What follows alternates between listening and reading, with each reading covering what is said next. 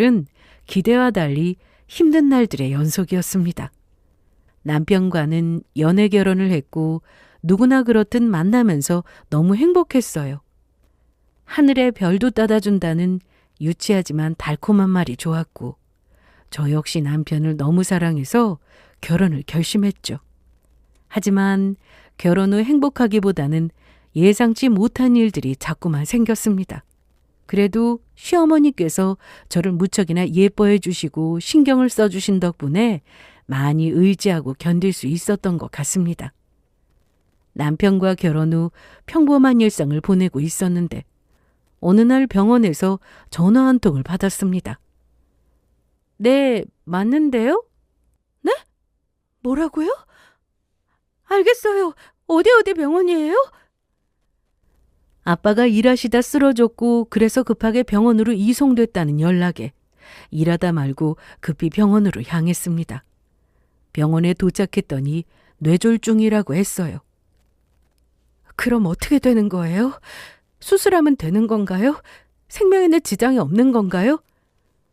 네, 지금 검사 받고 계시니까 조금만 기다려주세요. 천만다행으로 아빠는 검사 후 수술을 받게 되면서 경과도 좋았습니다. 수술 후 재활치료도 잘 받으셨고 저는 한동안 친정을 왔다 갔다 하면서 아빠를 챙겼습니다. 친정엄마는 제가 어릴 때 돌아가셨기에 아빠는 제가 결혼 후 혼자 지내셨는데요. 그래서 아빠를 챙기는 건 오로지 제 몫이었습니다. 아빠 혼자 지내시게 두기엔 마음이 너무 불안하기도 했고요. 그 당시 어머님이 정말 많이 신경 써주셨습니다. 아빠 보험 들어둔 것도 있어서 괜찮아요. 보험이 있어도 돈이 아예 안 들은 것도 아닌데 얼른 받아. 얼마 안 되지만 이걸로 보태. 그리고 너도 좀 쓰고. 쓸 돈이 남을지는 모르겠지만. 저 정말 괜찮은데요. 아유 참, 자꾸 말 안 들을 거야? 어머님이 아빠 병원비를 하라고 돈을 주셨는데 돈 때문이 아니라 그 마음이 너무 감사했습니다. 일하랴 아빠 챙기랴 힘들 거라며 밑반찬도 만들어주시고 또 밥하기 귀찮을 땐 사 먹으라면서 이럴 때 쓰라고 돈을 모은 거라 하시는데 그때 얼마나 울었는지 모릅니다. 세상에 이런 시어머니가 또 있을까 싶었거든요. 이러니 제가 시댁에 더 잘할 수밖에 없지 않겠어요? 그 후는 시집살이 한번 해본 적 없고 저는 늘 받기만 했습니다. 시댁은 남편과 아주버님 이렇게 아들만 둘이라 시모는 딸이 없어 잘 됐다며 저를 딸처럼 생각해 주셨습니다.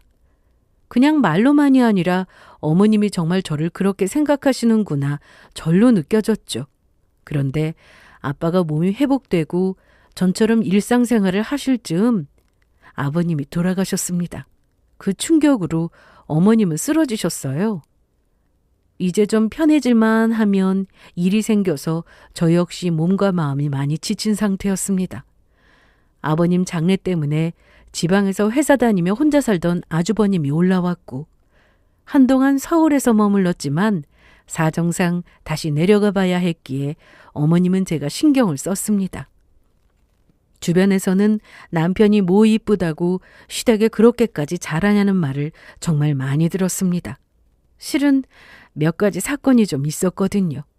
이날은 제가 퇴근 후 친구들과 약속이 되어 있었고 남편에게도 미리 얘기했는데 갑자기 영상통화가 걸려왔습니다. 남편이었어요. 자기야 왜? 지금 어디야? 나 지금 친구들하고 있지. 얘기했잖아. 누구랑 있는데? 그래서 친구들 이름을 다 얘기해줬습니다. 제가 평소 자주 연락하던 친구들이라 이름만 말해도 남편은 다 알 정도였는데 전화를 끊고는 영상통화를 걸어서 본인 얼굴은 보여주지도 않고 제가 친구들과 있는 걸 확인한 후 그냥 끊더라고요. 친구들이 인사를 하는데도 대답 없이 끊어버리는 바람에 친구들에게 제 남편의 이미지가 그리 좋지는 않았습니다. 그래도 남편의 좋은 점도 있으니 그렇게 나쁜 사람은 아니라는 걸 보여주고 싶어서 제가 자리를 한번 마련했는데 남편은 그날도 말없이 약속을 펑크 내고 나오지 않았습니다. 친구들은 물론이고 저 역시 상당히 기분이 불쾌했죠. 얼마나 우습게 보면 자기 아내 친구들과의 약속을 이런 식으로 깨버리나 싶어서요. 어떻게 이래? 못 나올 것 같으면 미리 말을 해주면 좋잖아. 뭐 그럴 수도 있지. 그런 걸로 화를 내? 그런 거? 입장 바꿔서 생각해봐. 내가 그랬으면 자기는 어땠을 것 같은데? 친구들까지 다 있는 자리에서? 아이, 알았으니까 그만해. 다음엔 안 그러면 되잖아. 이 사건으로 남편과 한동안 다퉜습니다. 그러다 아버님 돌아가시고 어머님은 쓰러지게 되면서 남편과 제대로 풀지도 못하고 시댁에서 지내게 되었죠. 원래 남편이 미우면 시댁도 밉다고 하지만 저는 아니었습니다. 친정아빠 쓰러졌을 때 어머님의 도움을 많이 받았고 저에게 진심으로 잘 대해주신 분이기에 남편과 상관없이 저에게 어머님은 특별한 분이셨으니까요. 아주버님도 지방에 있고 남편은 교대 근무로 연차를 쓰는 게 쉽지 않아 제가 시댁에 자주 갔습니다. 낮에 간병인도 있어서 괜찮다니까 왜 자꾸 와. 일 마치면 집에 가서 바로 쉬라니까. 안 그래도 어머님 얼굴만 보고 바로 갈 거예요. 반찬 좀 드리려고요. 바쁜데 이걸 언제 다 만들었어? 실은 오는 길에 샀어요. 여기가 그래도 유명해서 좀 늦게 가면 맛있는 반찬은 금방 팔리더라고요. 잘했다. 요즘 누가 반찬을 해먹어. 일하면서 그러기 쉽지 않지. 주말에는 제가 솜씨 좀 발휘해 볼게요. 힘든데 뭐하러. 마음만 받을게. 시어머니가 아닌 친정엄마였어도 저에겐 쉽지 않은 일이었습니다. 체력이 받쳐주질 않더라고요. 그나마 다행인 건 남편도 정신을 차렸다는 거였습니다. 물론 제 착각이었죠. 하지만 이땐 그런 줄 알았습니다. 평일엔 퇴근하고 잠깐 시댁에 들리는 정도였지만 주말에는 하루 정도 시댁에 머물다 올 때가 많았습니다. 이게 뭔데? 자기 좋아하는 초밥인데 우리 엄마도 그거 좋아하시거든. 가서 같이 먹어. 힘들게 저녁하지 말고 저녁하면 설거지도 해야 하잖아. 이걸 언제 샀대? 아이, 싫음 말고. 그래, 잘 먹을게. 그리고 이거. 이건 또 뭔데? 돈 좀 넣었어. 무슨 돈이야? 왔다 갔다 교통비도 좀 하고 알아서 쓰라고. 그럼 나 출근한다. 주말에도 출근을 하는 남편이기에 시모를 챙기지 못하고 저에게 맡긴다는 것에 대해 미안해서 또 고마워서 이러는구나 싶었습니다. 전에 제 친구들과의 문제도 있어서 미안해서 이러는 줄 알았습니다. 남편은 시간이 맞으면 시댁에 있는 저를 데리러 오기도 했습니다. 자주는 아니었지만 그래도 좋더라고요. 그리고 얼마 뒤 저는 시댁에서 지내게 되었습니다. 왔다 갔다 하는 게 힘들기도 했고 오며 가며 도로에서 버리는 시간이 아깝다는 생각이 들더라고요. 그래서 남편에게 얘기한 적도 있었습니다. 뭘 그렇게까지 해. 낮에 간병인도 있는데 그냥 지금처럼 가끔 가서 엄마 얼굴이나 보면 되는 거지. 그러지 말고 잘 생각해봐. 아이, 난 별로야. 자기는 어쩜 그래? 어머님이 남이야? 남편도 별로 내켜하지 않아 하니 한동안 퇴근 후 시댁에 들렀다 오며 지냈는데 그러던 어느 날 간병인이 어머님 물건을 훔치다 걸려서 경찰까지 출동한 날이 있었습니다. 혼자 계신 어머님은 당연히 놀라서 병원까지 가셨고요. 어머님, 이게 무슨 일이에요?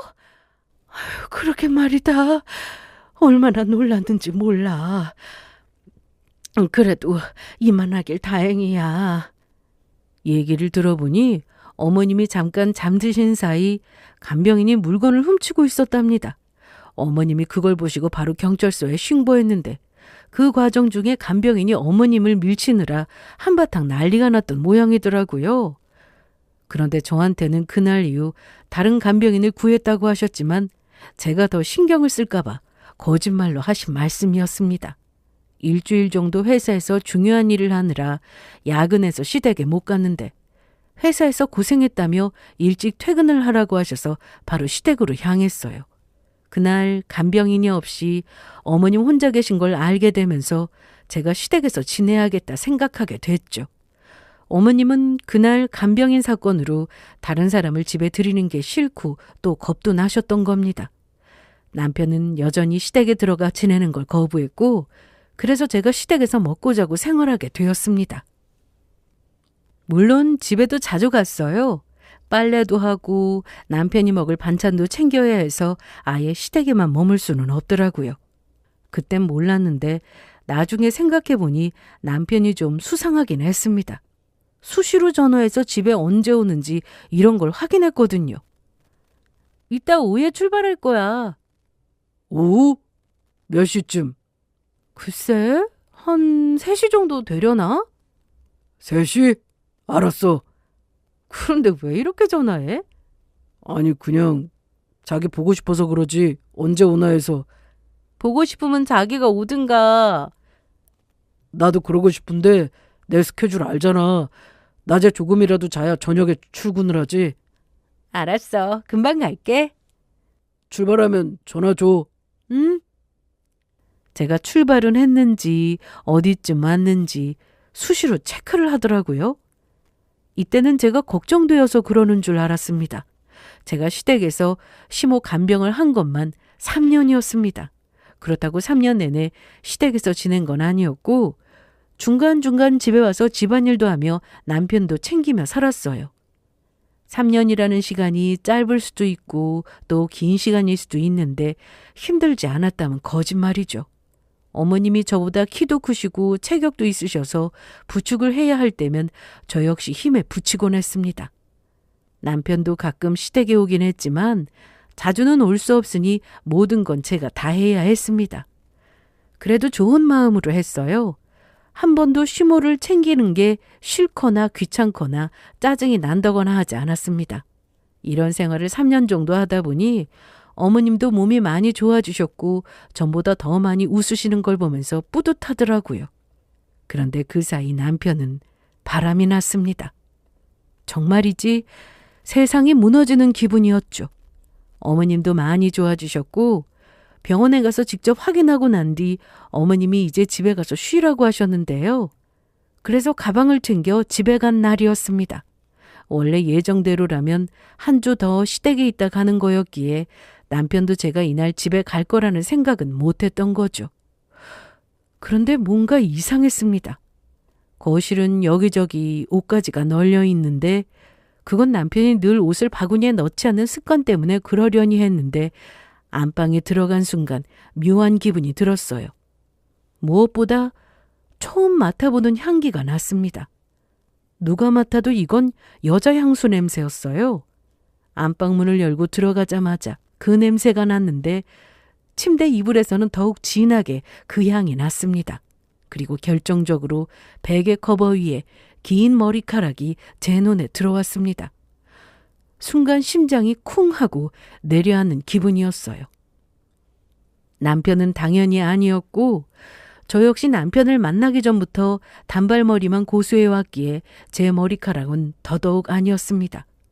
오랜만에 집에 왔으니 제가 긴 머리라 하더라도 침대 위에 제 머리카락이 있는 건 말이 안 되는 상황이었죠. 이때 제가 급하게 확인해 본 건 홈캠이었습니다. 결혼 초 지인에게 선물 받아서 가지고 있었는데 딱히 쓸 일이 없었기에 박스에 넣고 보관만 했거든요.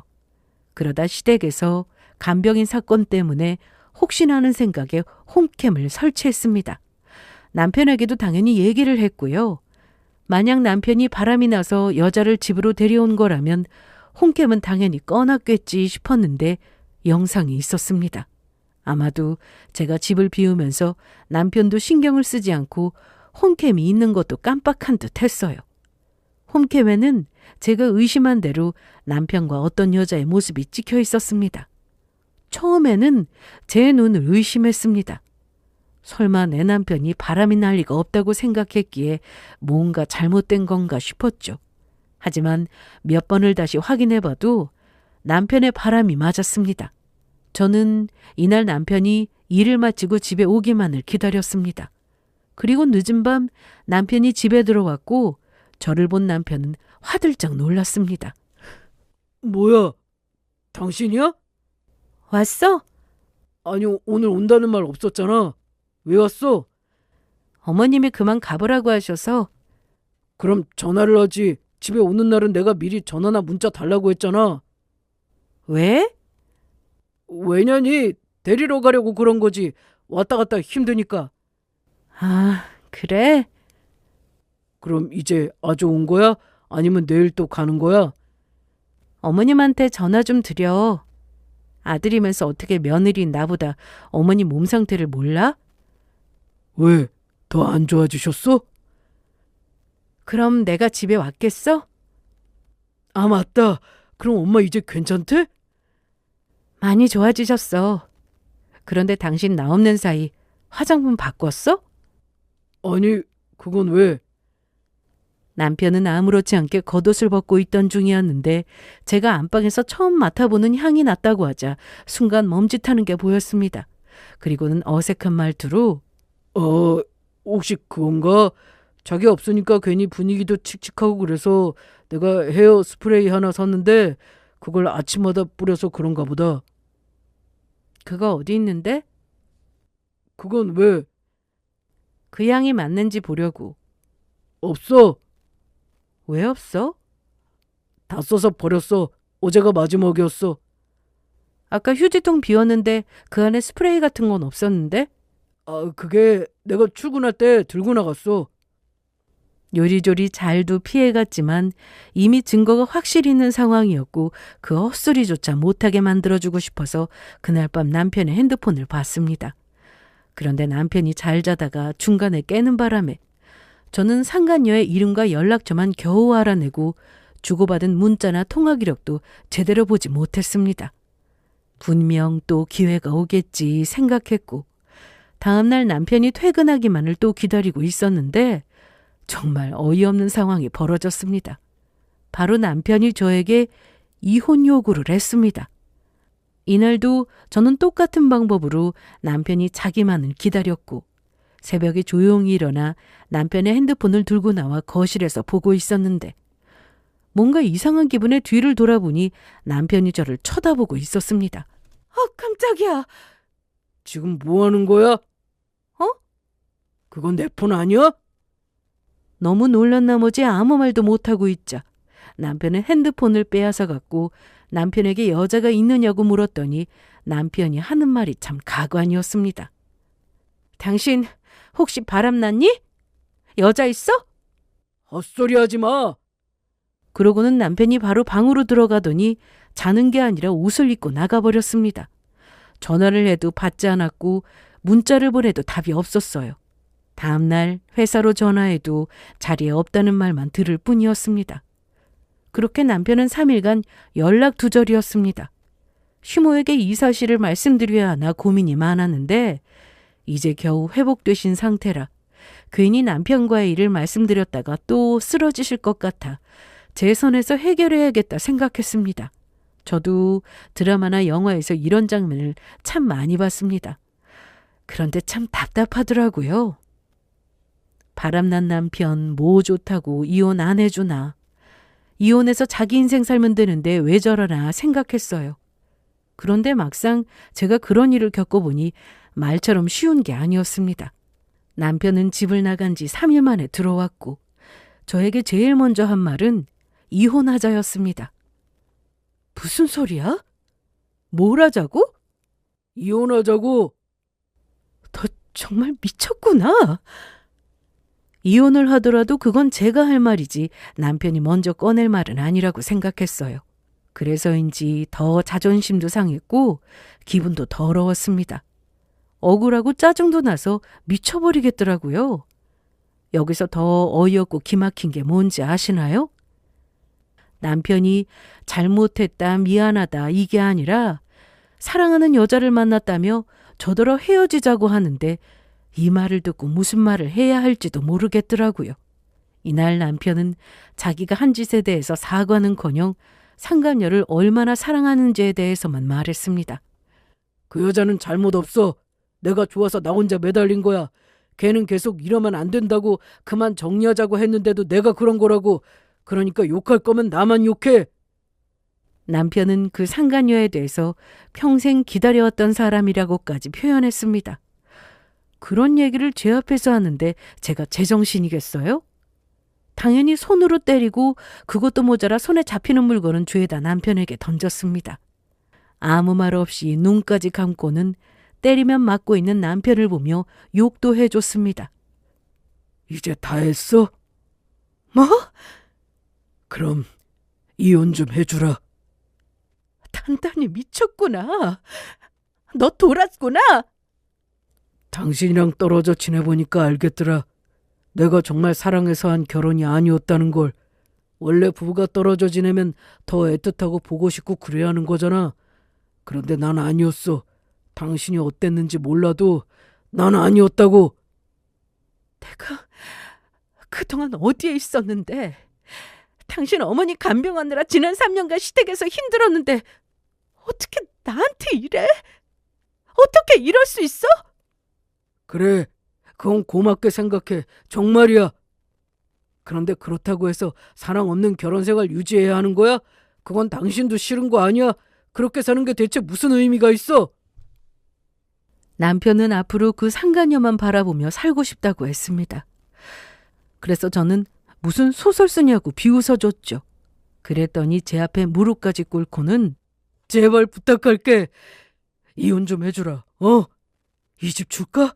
차도 줘? 그동안 우리 엄마 간병해줬으니 이 정도는 내가 해줄게. 그럼 이혼해줄 수 있겠어? 제정신 아니네. 미쳐도 단단히 미쳤네. 그래, 나 미쳤어. 걔한테 완전히 미쳤다고. 장인어른께 내가 말씀드릴게. 내가 벌인 일이니까 욕을 먹든 맞든 내가 다 한다고. 그럼 되는 거지?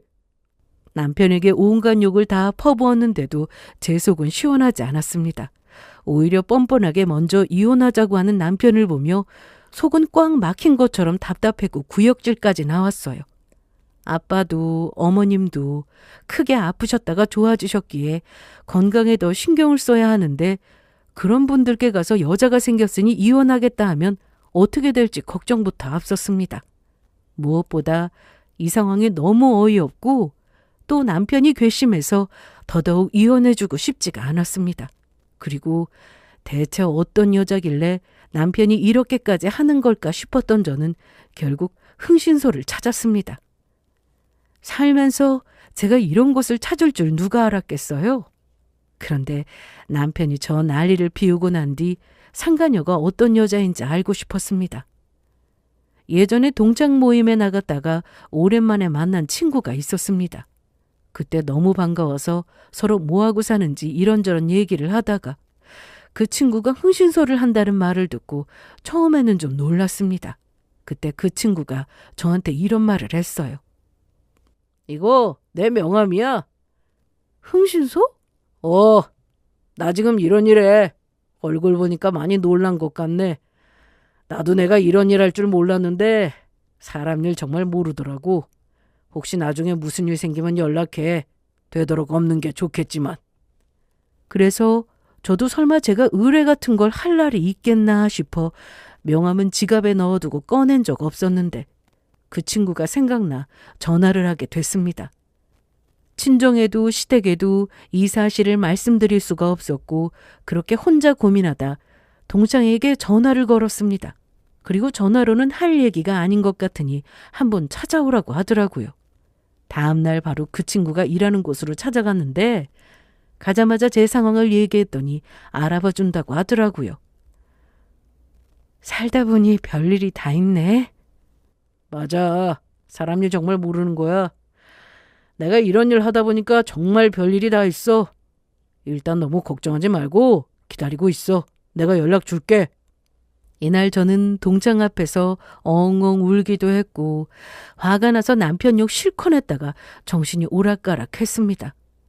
사실 이때까지만 해도 원하는 대로 이혼은 절대 못 해준다고 버틸 작정이었고 그 두 사람이 행복하게 사는 꼴은 볼 수 없었기에 어떤 식으로든 둘을 갈라놓게 하고 싶은 마음뿐이었어요. 남편은 저에게 이혼 통보를 하고 난 이후로 집에 들어오지 않았습니다. 또 상간녀와 같이 있나 싶었던 저는 혼자 분노했다가 받지도 않은 남편에게 계속 전화하며 괴로움에 몸부림쳤습니다. 그런데 얼마 뒤 그 동창에게 전화가 왔습니다. 뭐라고? 싫어. 이혼은 절대 못해. 그때도 내가 말했잖아. 글쎄 내 말대로 해. 그게 너한테도 좋아. 두 사람 잘 먹고 잘 사는 꼴을 나더러 그냥 구경이나 하란 말이야? 안 돼. 이혼은 안 된다고. 동창은 저에게 전화해서 다짜고짜 이혼부터 빨리 하라고 했습니다. 그러니 제 속은 더 답답하고 화만 났어요. 지영아, 나 믿고 그냥 빨리 이혼해. 그게 네 인생 제대로 사는 길이야. 어떻게 이래? 나 그동안 정말 열심히 살았어.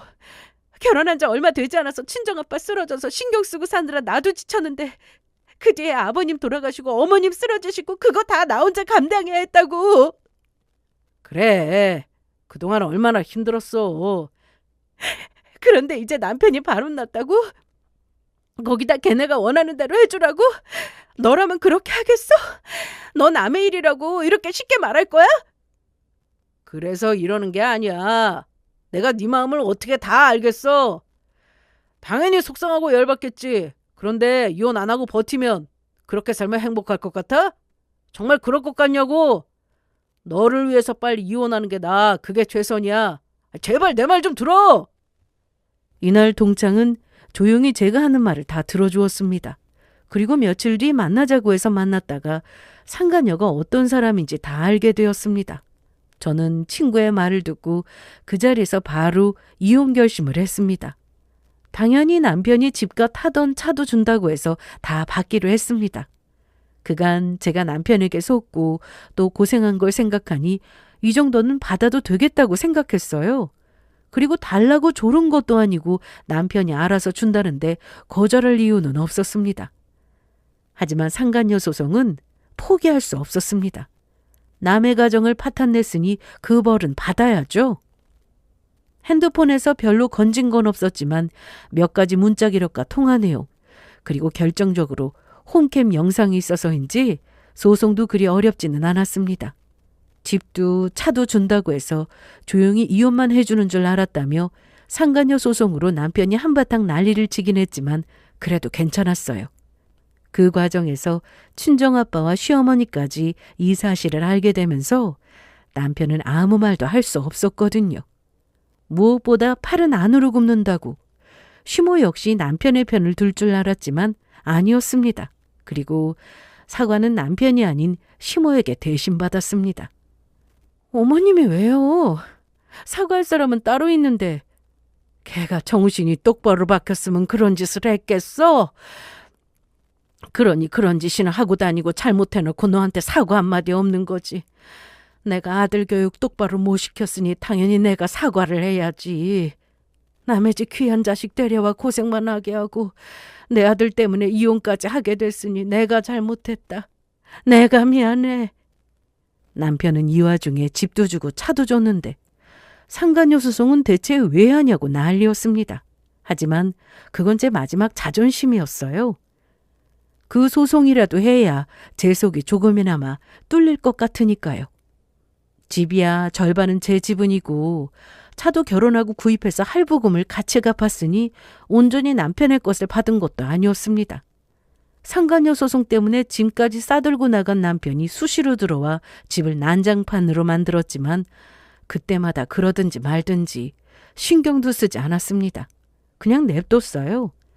남편의 그런 행동이 저에게 위협이 될 정도도 아니었거든요.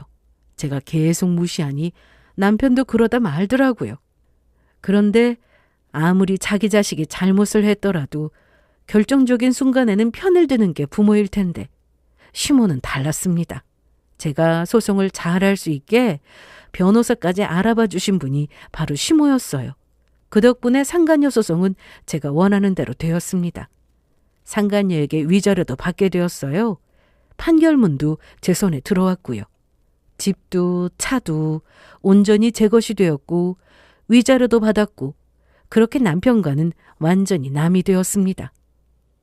이혼을 하고 상간녀 소송도 하면서 제 속은 타들어갔습니다.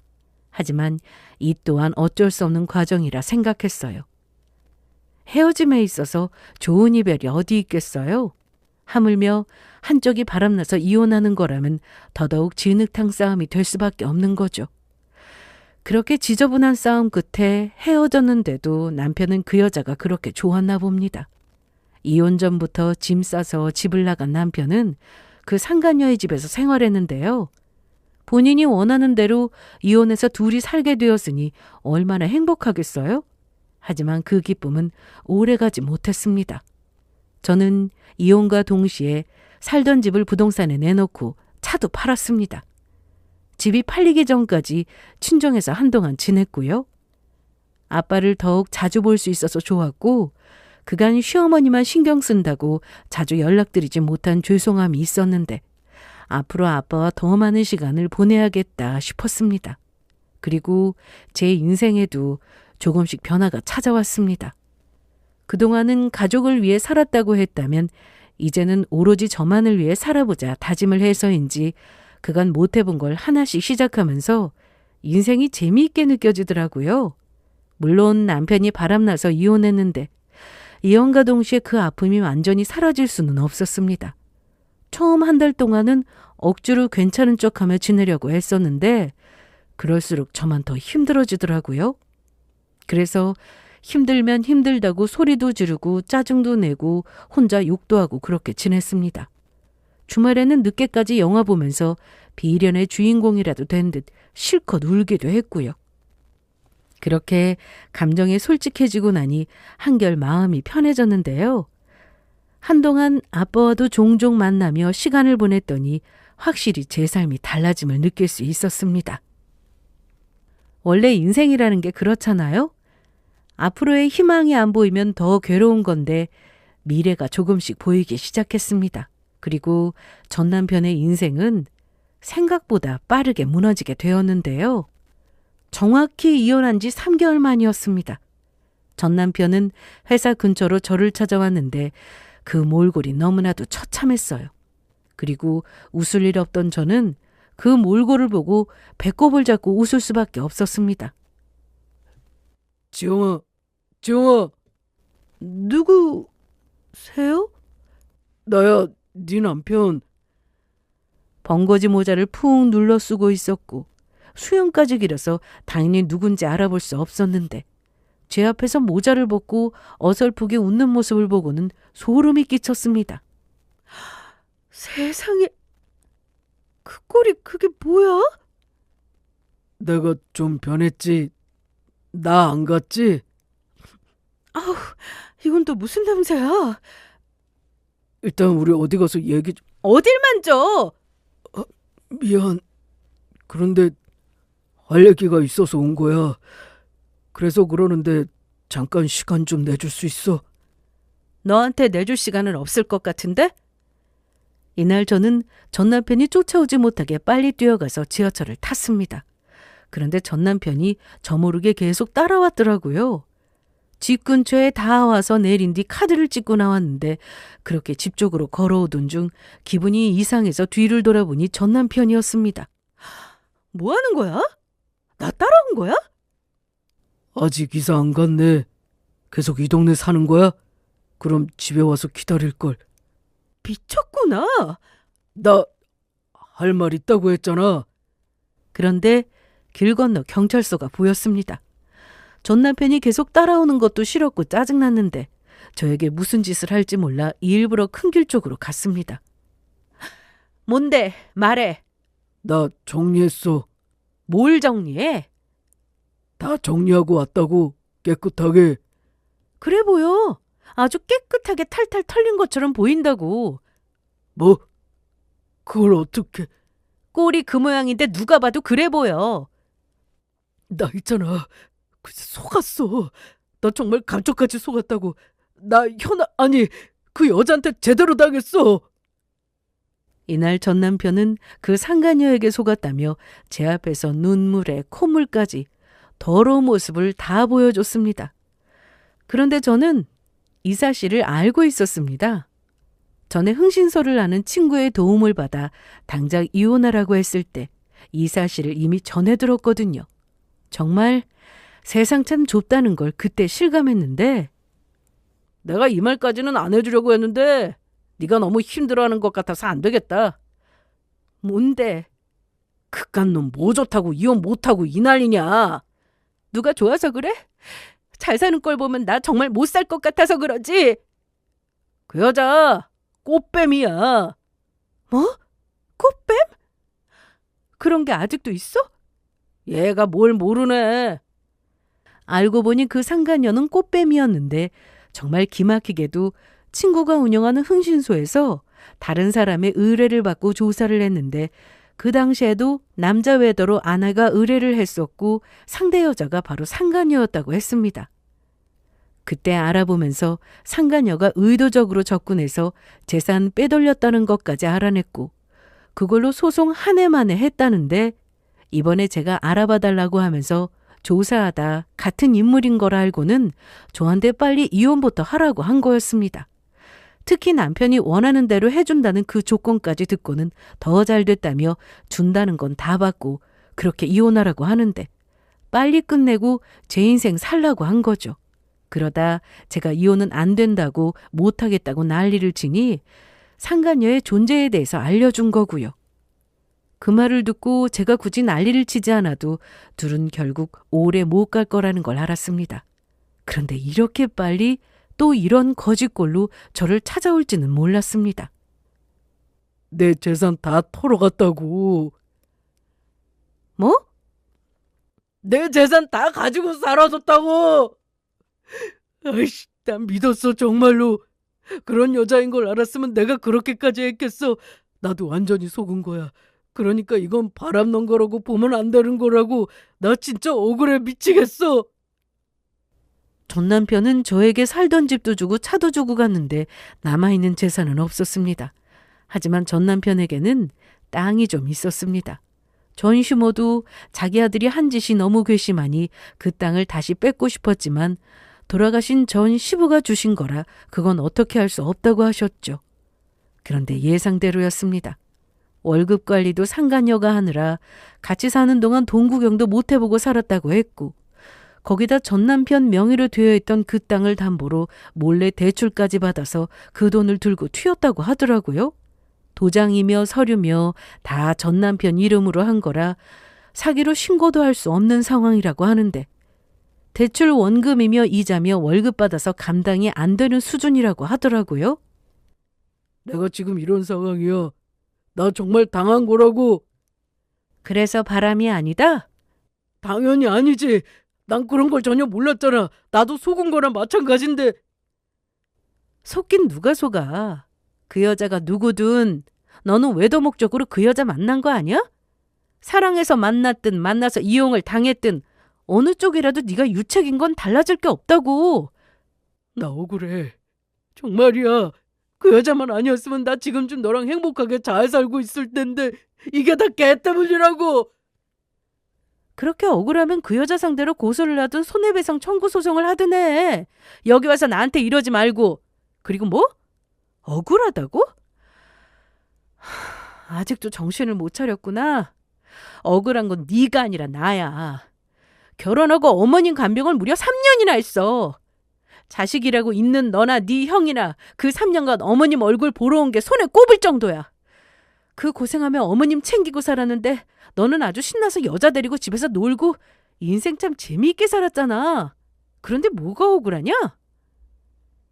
이날 전 남편이 상간녀와 그렇게 끝이 나고 전시댁이 아닌 저를 찾아온 건 전시모 역시 받아주지 않았기 때문이었습니다. 만약 전시모가 받아줬다면 뭐가 아쉬워서 저를 찾아왔겠어요? 그러니 더 괘씸했습니다. 이날 전 남편이 제 앞에서 무릎 꿇고 잘못했다고 다시 받아달라 하는데 전시모에게 문자가 온 걸 보고 더 매몰차게 꺼지라고 했습니다. 혹시 성훈이가 너한테 찾아갈지 몰라. 내가 아까 다시 오지 말라고 쫓아버렸거든. 혹시나 찾아가면 절대 받아주지 마. 알았지? 무슨 일 생기면 바로 경찰 부르고. 솔직히 전 남편이 남에게 무슨 나쁜 짓을 할 위인은 되지 못했습니다. 그래서 걱정은 하지 않았지만 사람 일 모르는 거니 일부러 더 사람들 많이 다니는 큰 길가로 갔고 이왕이면 경찰서가 눈에 보이는 곳이 더 안전할 것 같아서 그쪽에서 얘기를 나눈 거였어요. 나한테 이럴 시간에 일해서 돈 벌어. 뭐? 이럴 시간 있어? 투잡, 쓰리잡도 부족할 것 같은데? 그 많은 대출금 갚으려면 일해야지. 설마 나한테 줬던 집이랑 차랑 다시 받으려고 온 건 아니지? 날 뭘로 보고 그냥 나랑 다시 전처럼 지내면 안 되겠어? 받아주면 안 되겠냐고. 내가 잘못했어. 이렇게 빌게. 나 정말 갈 곳 없어. 엄마도 안 받아주고. 웃긴다. 바람나서 이혼해달라고 할 때 기억 안 나? 나한테 미안하단 말 한마디 안 했는데 지금은 상황이 많이 급한가 보다. 그러니까 내 말은 이 상황에 하는 사과가 진심으로 들리지 않는다는 말이야. 알아들었어? 전 남편은 많이 급했는지 큰 길가에서 제 팔을 잡고는 놔주지 않았고 계속 잘못했다고 했습니다. 그런데 뭐 어쩌겠어요? 계속 이러면 경찰을 부르는 수밖에요. 그리고 잠시 뒤 전시모와 친정아빠까지 경찰서에서 다 같이 만났습니다. 아빠는 제가 경찰서에 있다는 말에 놀라 바로 오셨는데. 너 이 자식! 아빠 화내면 안 돼.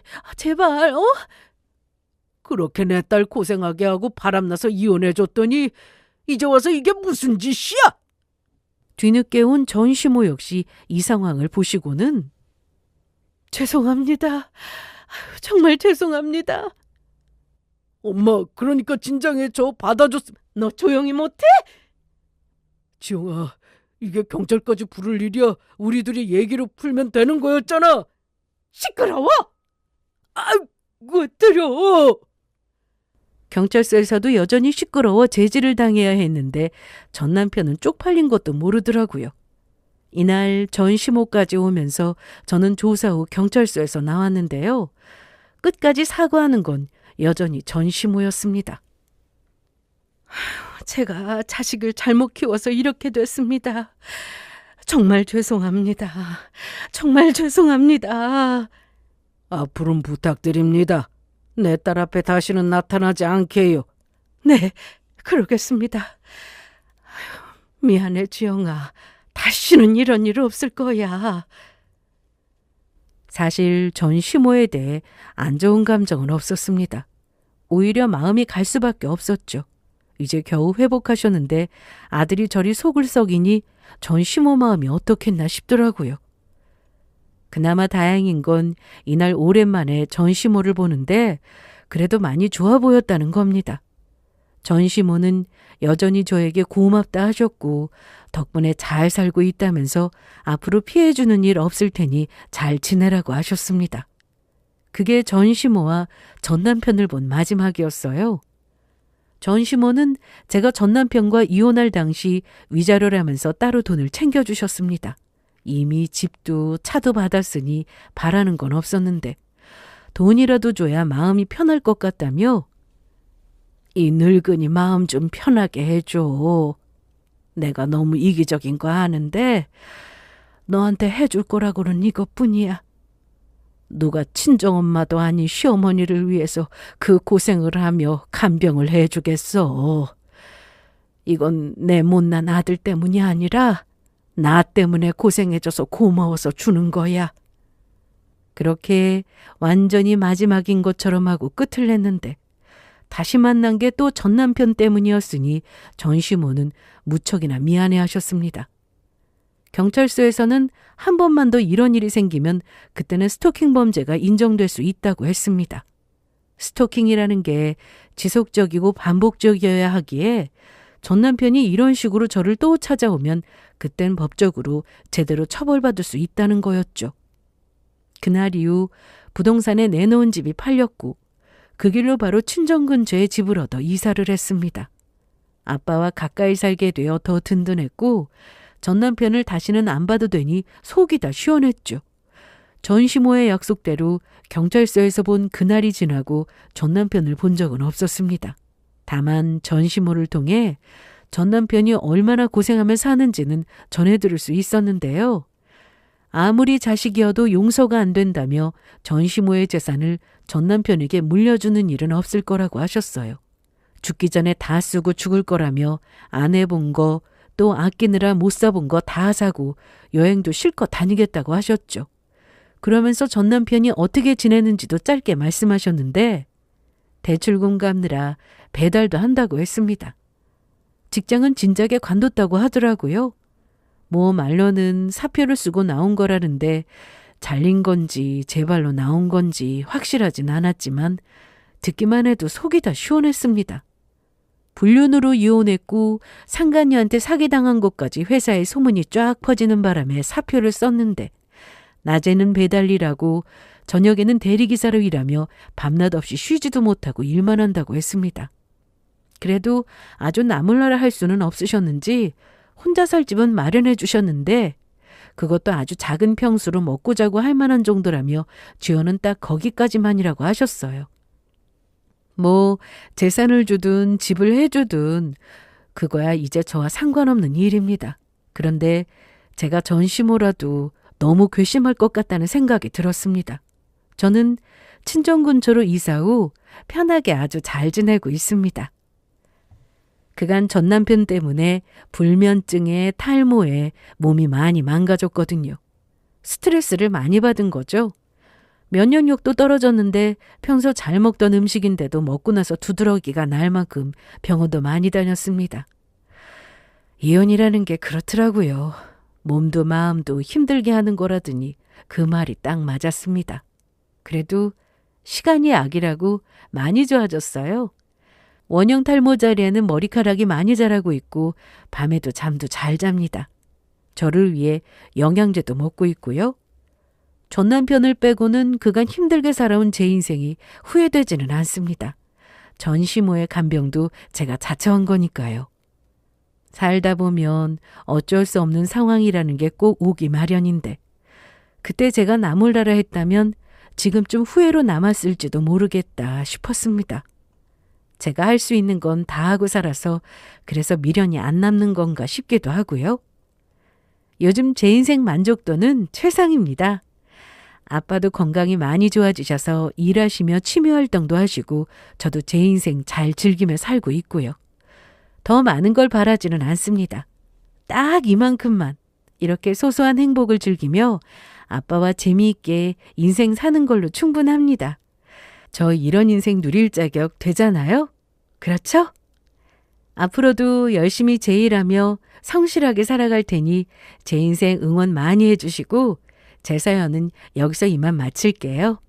끝까지 들어주셔서 감사합니다.